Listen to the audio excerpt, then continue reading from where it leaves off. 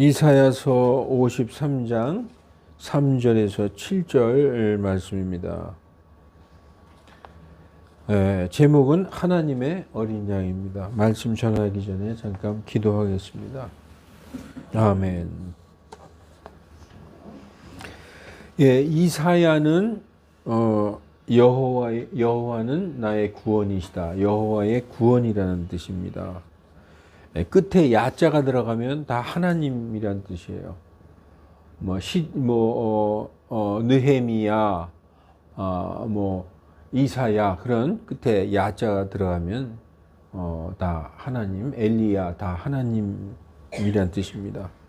그는 메시아를 예언한 대언자였습니다.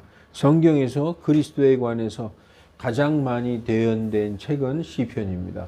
그 다음으로 이 오실 메시아에 대해서 많이 예언한 책이 바로 이 이사야서입니다. 오늘이 19일이죠. 며칠만 있으면 크리스마스입니다. 우리는 다 알죠. 그날은 예수님께서 탄생하신 날이 아니라 예수님은 10월에 탄생하셨다는 것을 우리는 다 알고 있습니다. 그러나 그런 걸 따지기보다는 세상 사람들이 다 기뻐하고 즐거워하는 날에 우리도 함께 주님이 세상에 오신 걸 우리는 마음으로 기뻐하면 좋은 것이다라고 저는 생각합니다. 육신으로 기뻐하는 것과 마음으로 기뻐하는 건 다르죠.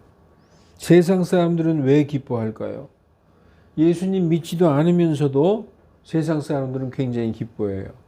왜 그러죠? 분위기 때문에 그렇습니다. 분위기 때문에 들떠서 좋아하는 겁니다. 근데 그리스도인들, 우리들은 왜 기뻐하죠? 네, 그렇습니다. 사람들이 제일 싫어하고 두려워하는 게 뭡니까? 사람들이 제일 무서워하는 게 바로 죽는 겁니다. 그리스도께서 우리는 왜 기뻐하느냐? 그리스도께서 우리를 사망에서 구원하셨기 때문입니다. 예수님께서 이렇게 말씀하셨어요. 살아서 나를 믿는 자는 결코 죽지 아니하리라. 이 말씀 기억나십니까? 살아서 나를 믿는 자는 결코 죽지 아니하리라. 요한복음 11장 25절에 예수님께서 말씀하시되 나는 부활이요 생명이니 나를 믿는 자는 죽어도 살겠고 누구든지 살아서 나를 믿는 자는 결코 죽지 아니하리니 네가 이것을 믿느냐. 여러분 믿으십니까? 아멘. 아멘이죠. 저는 옛날에 참 이 말씀이 어려웠어요. 살아서 믿으면은 그러면 나는 안 죽는 건가? 이 말이 어렵잖아요. 여기서 살고 죽는다는 것은 우리의 혼에 우리 속사람을 얘기하는 거죠. 우리 겉사람, 이 육신은 다 죽어요. 예수님 믿어, 하나님 믿어도 죽습니다. 그러나 여기에서 살고 죽는다는 것은 우리의 정말 본체, 우리 안에 있는 이 속사람, 우리 혼의 구원, 혼의 생명을 말씀하는 것입니다. 세상 사람들은 그걸 모르기 때문에 죽은 사람이 어떻게 다시 살아나느냐고 비웃지만 나는 누구인가? 나는 누구지? 그리고 사는 게 무엇이고 삶과 죽음이 무엇인가? 그리고 인간은 어디서 와서 어디로 가는가? 이 인간의 근원적인 것에 대해서 이 영적으로 깊은 의문을 가져보고 거기에 대한 성찰을 해본 적이 없는 사람은 예수님을 쉽게 믿을 수가 없습니다. 그냥 눈에 보이는 것만 보이는 것만 쫓아가는 것이죠. 여러분 지금처럼 복음을 자유롭게 들을 수 있는 시대에 살면서도 들어도 믿지 못하고 알지 못하고 보아도 보지 못하는 사람들이 지금도 많지만 예수님 때에도 있었어요. 정말 예수님을 그 메시아를 눈으로 보면서도 믿지 못하던 사람들이 예수님 당시에도 있었다는 것입니다. 오늘 본문 이사야서에서 이사야 대언자가 이사야 때는 아직 오시지 않았죠. 이사야 대언자가 이 예언을 한 이후 700년 후에 오셨어요. 700년 후에 오실 메시아를 이사야는 미리 보았어요. 그래서 오늘 본문에 보면은 이사야가 예수님의 영광을 미리 보았다. 700년 후에 오실 메시아를 보고 묘사하여 기록해 놓았는데 그 메시아를 항상 기다리던 유다인들은 구약 성경을 항상 읽잖아요. 유다인들은. 그래서 이사야가 예언해 놓은 그 메시아를 기다렸어요. 그 기다리던 유다인들은 정작 오신 메시아를 그들의 눈으로 보면서도 믿지 못했어요. 그런데 지금 이 시대에도 그렇습니다. 어느 시대에든 예수님을 보아도 보지 못하고 들어도 알지 못하는 그런 사람들이 항상 있는 겁니다. 여러분,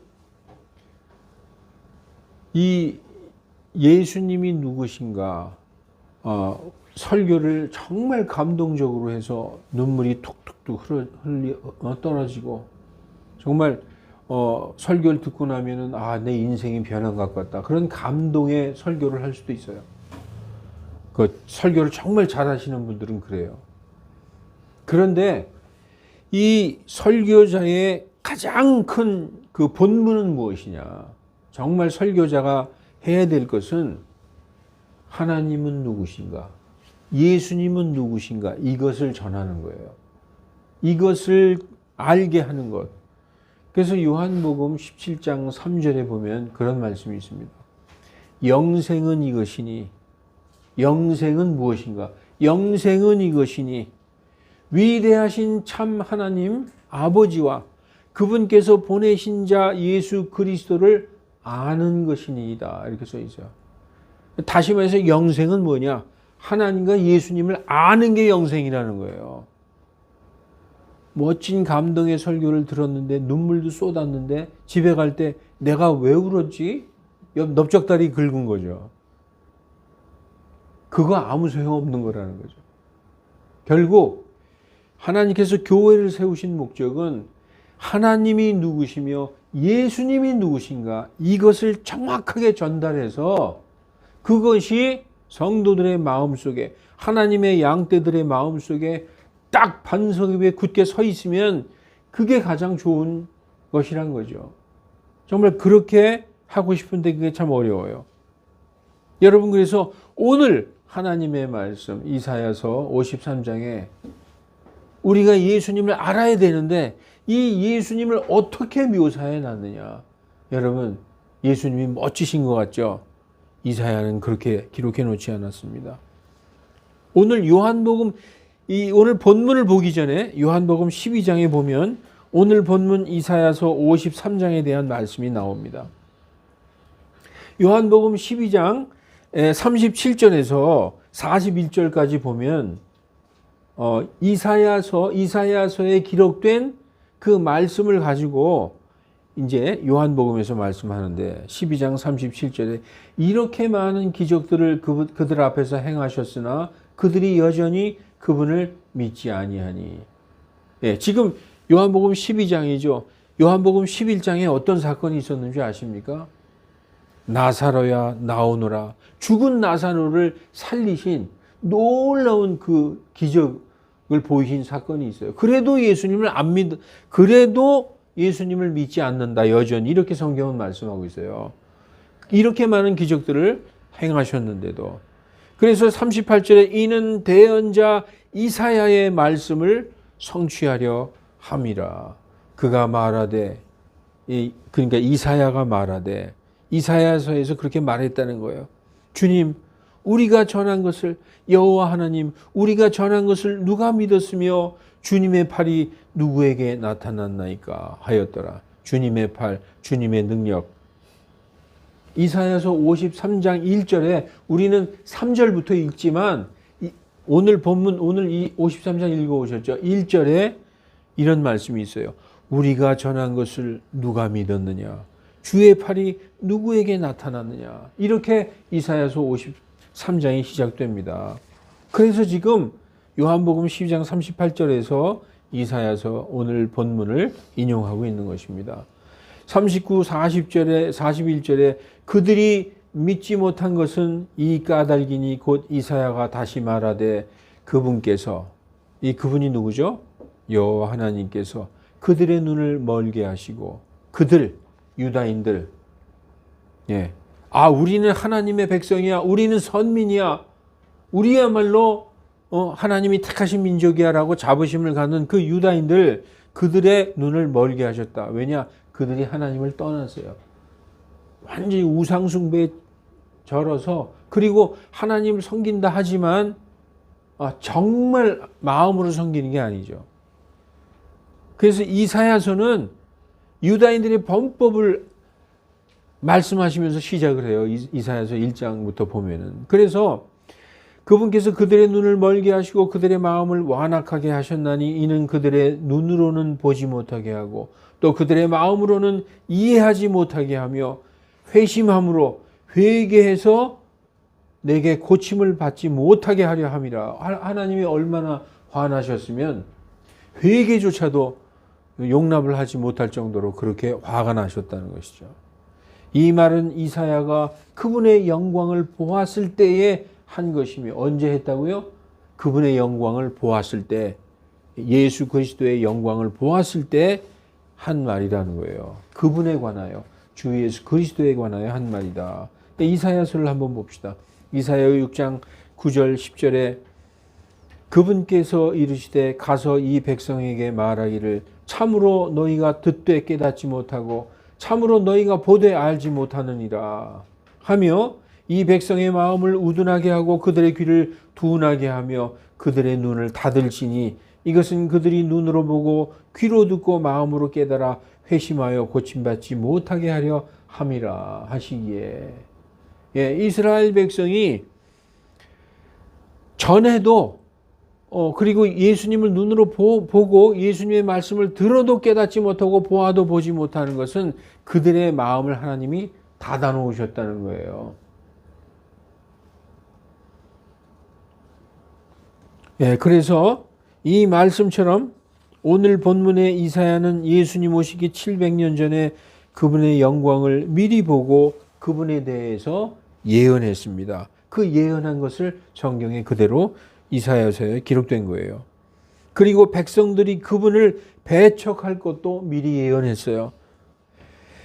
여러분, 우리가 알기에 예수님은 멋지고 능력 있고 위대하고 그런 정복자의 모습의 메시아를 그렇게 상상하죠. 그러나 이사야는 멋지고 위대하고 능력 있는 정복자의 모습의 메시아를 예언한 게 아니라 사람들의 기대와는 다르게 너무나 순하고 너무나 연약하고 또 너무나 보잘것없는 모습의 메시아를 그리고 있어요. 우리가 보면은 실망할 정도예요.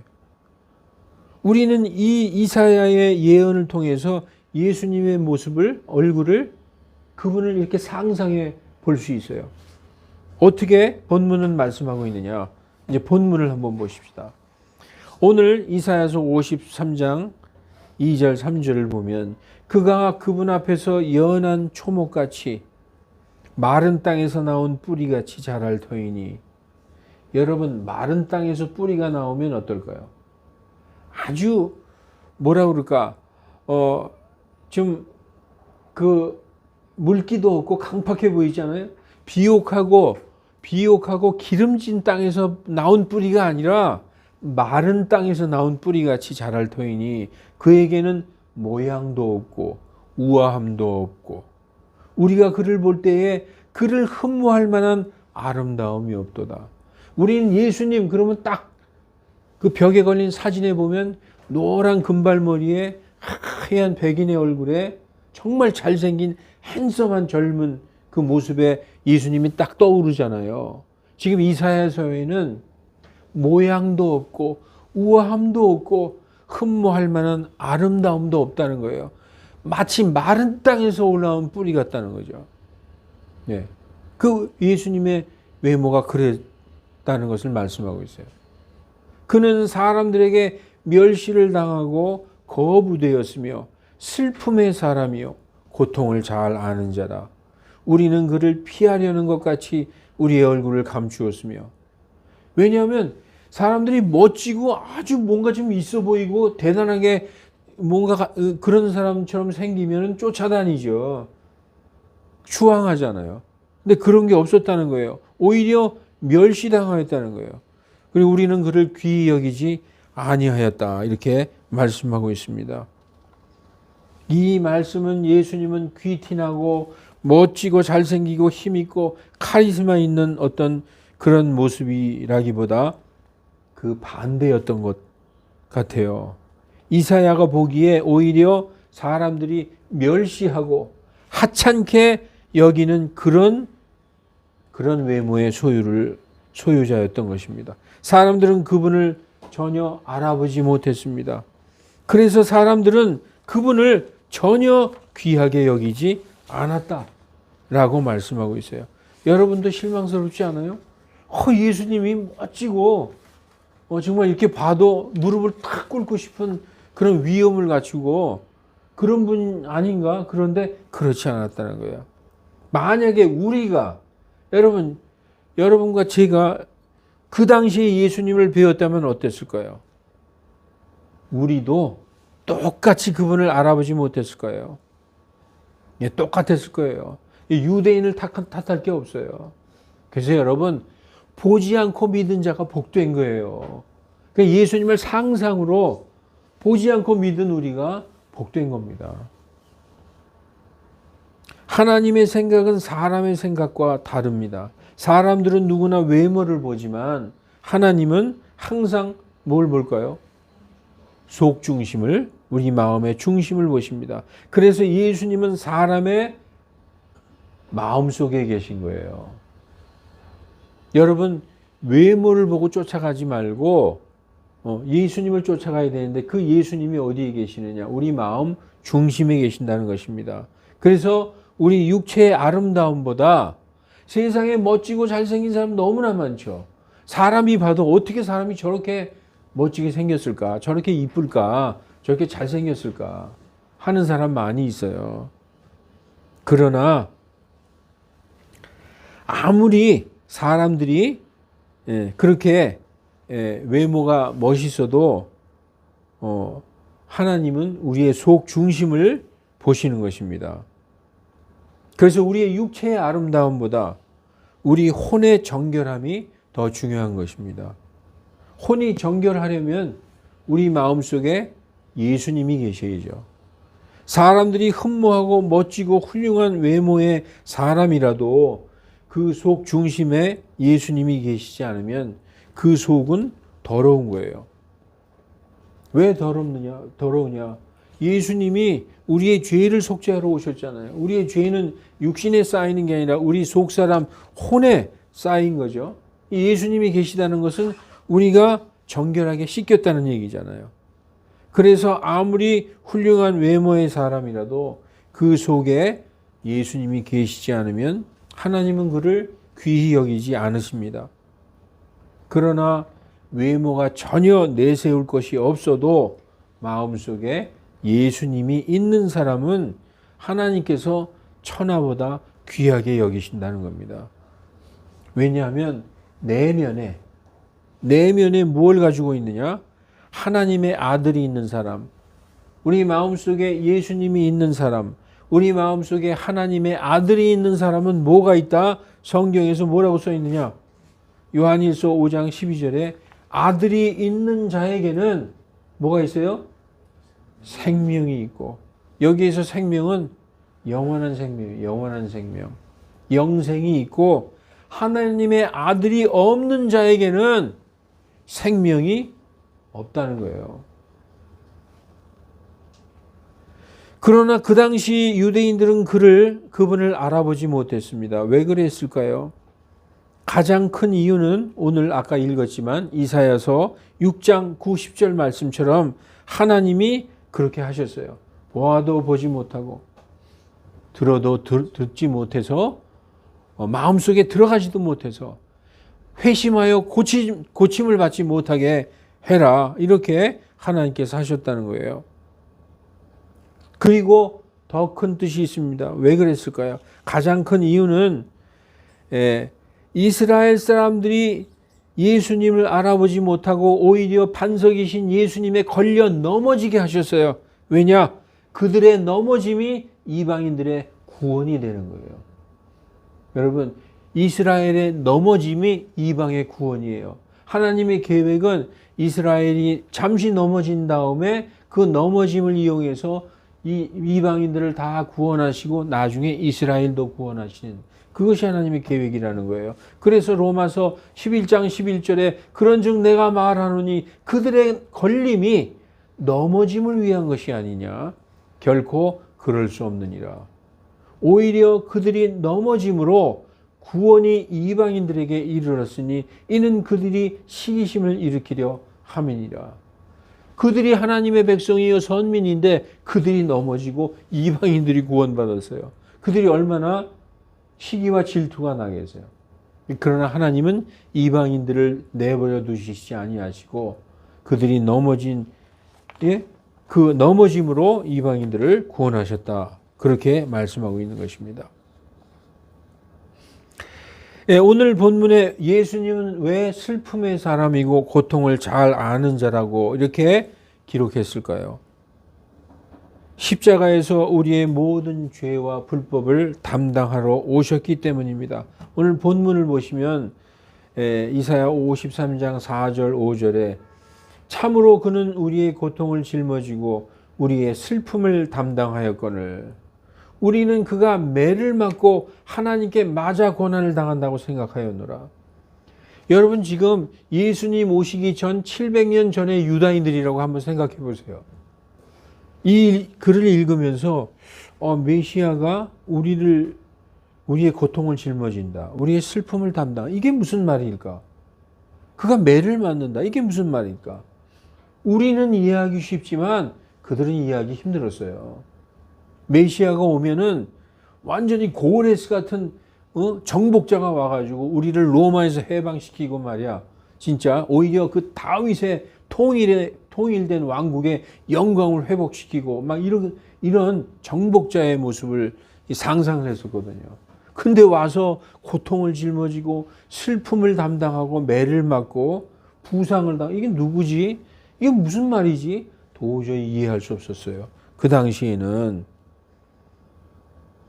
근데 그 사람들이 그렇게 생각한다는 거예요. 예수님이 오셨는데도 사람들은 예수라는 사람이 죄 지은 게 있어서 자기 죄 때문에 하나님께 벌 받는다고 생각할 것이다.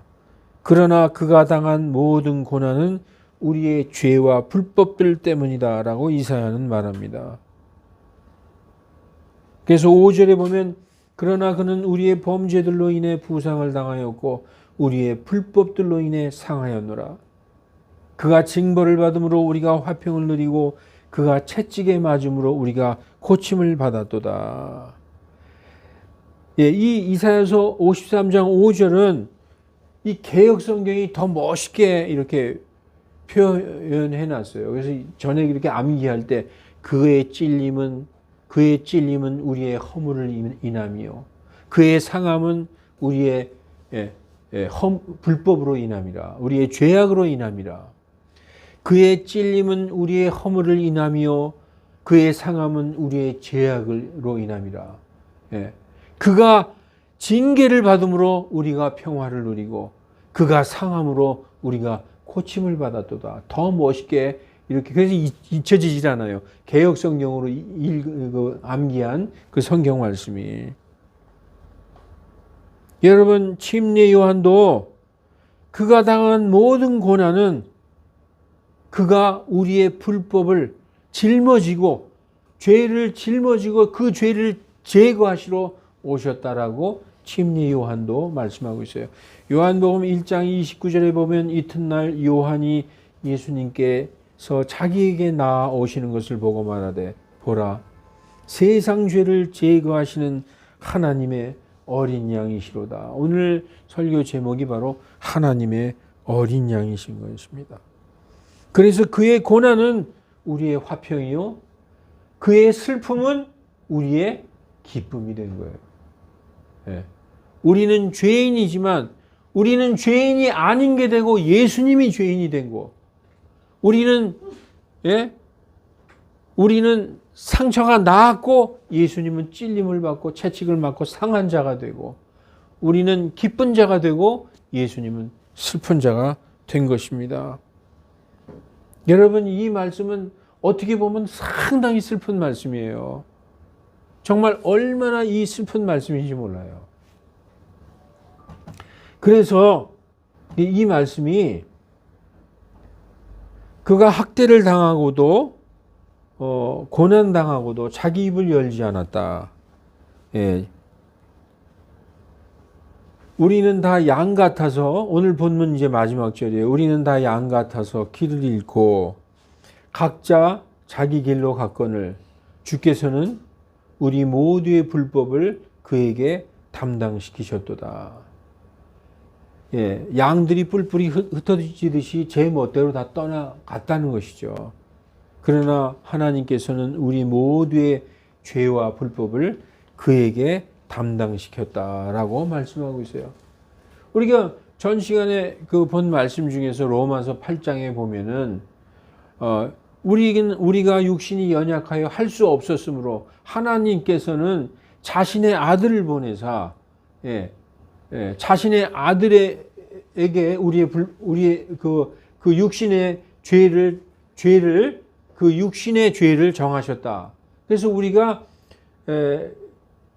짊어져야 할 모든 그런 불법과 죄악을 그분께서 담당하셨다고 말씀하고 있는 것입니다. 그래서 그가 학대를 당하고 고난을 당하였어도 자기 입을 열지 아니하였으며 도살장으로 향하는 어린 양같이 끌려가 털 깎는 자 앞에서 잠잠한 양같이 자기 입을 열지 아니하는도다.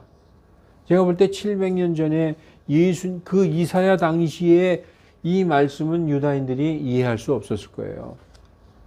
이 말씀은 예수님이 돌아가신 후에 그리고 부활하신 후에 제자들이 이 말씀을 깨달았을 것입니다. 그분은 죄가 있어서 죽은 게 아니라 죽기로 작정하셔서 죽으신 것입니다. 여러분, 예수님은 십자가에 달려 죽으러 오셨어요. 그래서 자신이 내 때가 가까이 왔도다 여러 번 말씀하셨죠. 그리고 자기가 어떤 모습으로 죽을 것인가 미리 알고 계셨어요. 여러분, 성경에 보면은 이런 말씀이 있어요.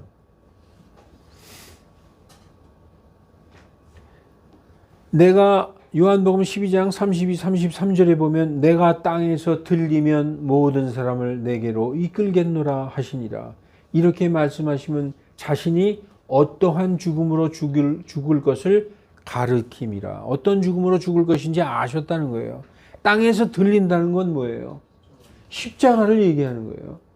그 자신이 어떤 형으로 죽을 것인가 이것까지도 알고 있었어요. 그리고 미리 성경에서는 예수님이 나무에 달린 자가 될 것이다. 아주 극악무도한 죄수들이 나무에 달렸거든요. 죄인들과 함께 계수될 것을 이미 성경에서는 예언해 놓으셨어요. 그리고 요한복음 3장 14절에도 예수님 사역 초창기부터 이런 말씀하셨죠. 모세가 광야에서 뱀을 든 것 같이 놋뱀을 들었잖아요. 그 놋뱀을 바라본 자들은 다 살았잖아요. 그리고 그 십자가에 달리신 예수님을 바라보는 자들, 여기서 바라본다는 것은 믿는 자들을 얘기하는 것이죠. 그래서 십자가에 들려야만, 사람의 아들도 들려야만 하리니 이렇게 말씀하고 있어요. 베드로전서 2장 24절에도 친히 나무에 달려 자신의 몸으로 우리의 죄들을 짊어지셨으니 이는 죄들에 대하여 죽은 우리로 하여금 살아서 의에 이르게 하려 하심이라. 그분께서 채찍에 맞으심으로 너희가 고침을 받았나니. 이사야서 53장 5절 말씀을 또 인용하고 있죠, 베드로가. 여러분, 우리는 하나님을 믿고 예수님을 믿는 그리스도인들이에요.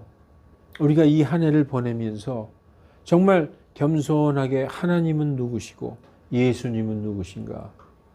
위대하신 하나님, 주 우리 하나님과 그분께서 보내신 자 예수 그리스도를 아는 것, 그분이 누구신가? 이것을 아는 것이 영생이라고 그랬어요. 예. 세상 사람들은 예수님을 아주 이렇게 영광스러운 모습만 보고 있잖아요. 그러나 이사야는 예수님이 어떤 분이신지 이렇게 묘사를 해놨어요. 사랑하는 성도 여러분, 여러분은 어떤 예수님을 믿고 계십니까? 어떤 예수님을 믿고 계세요? 잘 되게 해주시는 예수님? 항상 뭔가 우리에게 주시는 예수님? 여러분, 죄 없는 하나님의 어린 양이 십자가에서 고난당하고 피 흘려서 그 피로 우리를 영원한 지옥 형벌에서 구원하시고 영원한 생명에 이르게 하신 나의 구원자 예수님을 나의 주님이라고 시인하고 믿고 계십니까? 아멘. 여러분, 지금도 우리 마음속에 살아있는 그분의 피가, 예수님의 피는 죽은 피가 아니에요. 지금도 살아있어요. 우리 마음에. 살아있어야만 우리가 항상 죄 지을 때마다 하나님께 자백하고 회개할 때 그 살아있는 피가 우리의 죄를 씻어주는 거예요. 예수님의 피는 우리 양심에 뿌려져 있고 아직도 살아있는 피라는 거예요. 이 살아있는 피, 지금도 우리 마음속에 살아있는 그분의 피가 죄로 더럽혀질 때마다 항상 우리의 양심을 깨끗이 씻어주시고 지금 하늘에서 대제사장으로 계신 예수님께서 우리가 하나님 앞에 담대하게 나갈 수 있도록 우리를 위해 항상 중보해 주시고 변호해 주심을 믿습니까? 이렇게 확실한 믿음의 반석 위에 서 있는 성도들에게 하나님께서 모든 역병의 위험으로부터 보호하여 주시고 여러분, 저는 조금도 의심하지 않습니다. 하나님께서 항상 우리를 마지막 구원에 이르기까지 우리를 지켜 보호해 주시겠다고 약속하셨어요. 그리고 하늘의 복뿐만이 아니라 이 땅의 기름진 복도 풍성하게 부어주실 거라고 하나님이 말씀하셨어요. 여러분이 제일 좋아하는 말씀이에요. 요한 3서 2절에, 요한 3서는 1장밖에 없잖아요. 2절에 사랑하는 자여 무엇보다 내 혼이 형통함같이. 여러분, 우리의 혼은 이미 형통하잖아요. 왜냐? 예수님이 우리 마음 중심에 계시면 우리의 혼은 이미 형통한 거예요. 그것처럼 내가 형통하고 내 하는 모든 일에 형통하고 건강하기를 바라노라. 여러분, 혼이 형통한 자들은 육신도 형통하게 돼 있어요. 그래서 예수님께 하나님께 복받기 원하는 자들은 마음이 이미 형통하게 돼 있어야 육신의 모든 형통함이 온다는 거예요. 그 세상 사람들은 예수님 하나님도 잘 모르면서 형통하고 복받기 위해서 교회 가잖아요. 근데 그 이전에 우리의 혼이 형통하면 하나님이 우리의 모든 형통함과 건강도 주신다는 것입니다. 사랑하는 성도 여러분, 인간의 눈으로 예수님을 보면 그저 초라하고 보잘것없는 한 무저항주의자의 모습인 것 같아요. 여러분, 오늘 예수님은 무저항주의자 같잖아요. 끌려가서 털 깎는 자 앞에서 잠잠한 어린 양같이 말도 안 하셨어요. 빌라도가, 요한복음 18장에 보면 빌라도가 보니까 죄도 없고 아무것도 나무랄 어떤 죄도 없는 것 같아요. 근데 네가 왕이냐? 그랬더니 예수님이 뭐라 그래요? 네가 왕이라고 말하는도다. 예수님은 댓글, 아니 나는 왕이라고 그런 적 없어. 그래 내가 왕이야. 어떤 말씀을 하지 않았어요. 끌려가서 털 깎는 자 앞에서 잠잠한 양같이, 도살장에 끌려가는 어린 양같이 그의 입을 열지 않았다.